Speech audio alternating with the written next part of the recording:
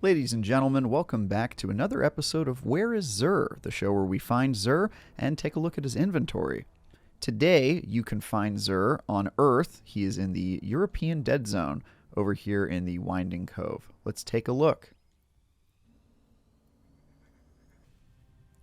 Once you touch down in the EDZ, you're going to want to hop on your Sparrow and head over here to these cliffs where you're going to find Xur through a cave sitting on a cliff's edge. Alright, let's check out what Xur's got in stock this week.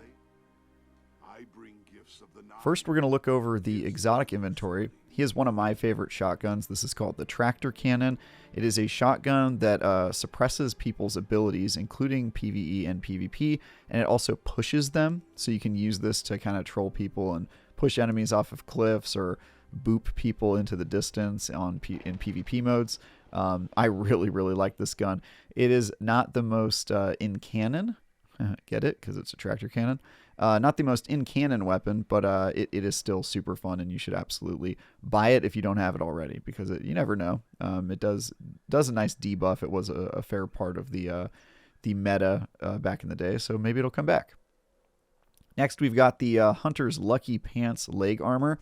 This is a great exotic that is awesome for hunters that like using hand cannons, and it's got a near perfect roll for hunters. 67 overall stats, 28 mobility, which if you're trying to play a fast Sweat Lord Titan who's using hand cannons in PvP, this is absolutely perfect for you.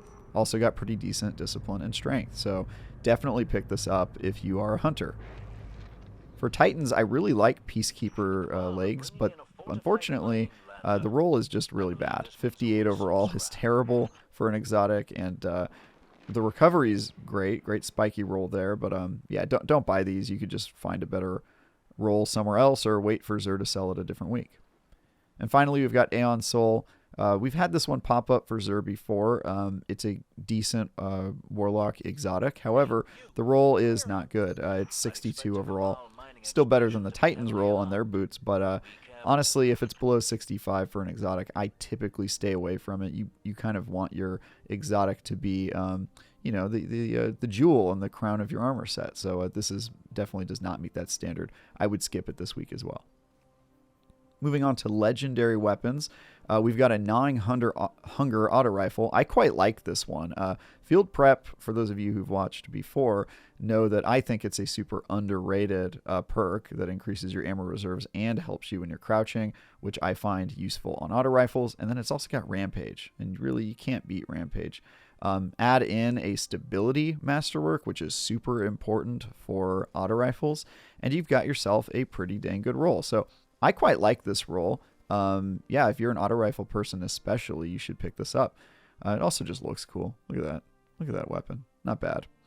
Moving on, we've got Survivor's Epitaph. I think he sold this last week. This one's got Feeding Frenzy and Moving Target. These are okay perks. I think the one last week was probably a little bit better. And again, my big problem with Survivor's Epitaph is One Quiet Moment is such a dumb perk. Grants increased reload speed when out of combat. I know it's an extra origin trait, but it's just so useless. I have a hard time gravitating toward these weapons. I don't know how to pronounce this one. Vulpecula, I'm going to say. It's got Killing Wind and Adagio, which are some of my favorite perks for a hand cannon. So I would definitely pick this one up. This is probably my favorite roll Xur is selling this week. It also has an Impact Masterwork, which is pretty great. Yeah, especially if you're playing PvP. This is pretty good. Pretty good. So yeah, I'd pick that one up. Moving on, we've got Widow's Bite. This is a sniper rifle. Don't really love the perks on this one. Weapon becomes more accurate and boosts handling as your health gets lower. If you're sniping and your health is getting lower, I think there's kind of a problem. So kind of a wasted perk. And just in general, not my favorite sniper to begin with. So I would skip that. Got another sniper rifle with the Ikelos. This one's a little bit better. I don't mind Feeding Frenzy, and Disruption Break can be good with certain builds, but it's certainly not the best roll of Ikelos we've seen in recent weeks that Xur has sold. And so I honestly, unless you really are hard-pressed for this sniper for some reason, you're doing a Warmind Cell build or something like that, I would probably skip it. Honor's Edge, I feel like we get a sword every week, and I always tell you it's good, but you probably already have a sword that is just as good or better. So I don't know. Buy it if you need it, I guess. And then Talons of the Eagle. Frankly, I really hate this roll. Full auto trigger system on scouts are not my favorite. It really makes the accuracy go to hell. And stability does help with that. Moving target is decent, but just in general, if you're going to pick a scout to use, this isn't the one I would suggest just based on its role. So yeah, that's legendary weapons. Moving on to armor, let's check out Titans first. Titans have pretty mid armor this week. They've got 263s with kind of even stat distribution across both of these in the gauntlets and the chest piece. And then the helmet is 62, which is not great. It's also got mobility that's way too high in my opinion. And boots are all mobility and a really low roll. So unfortunately, Titans sort of struck out this week. But with that, let's move on to the next class. All right, next we're going to check out the Warlock legendary armor. So Warlocks this week, I believe they got one good roll. Let me just take a quick look.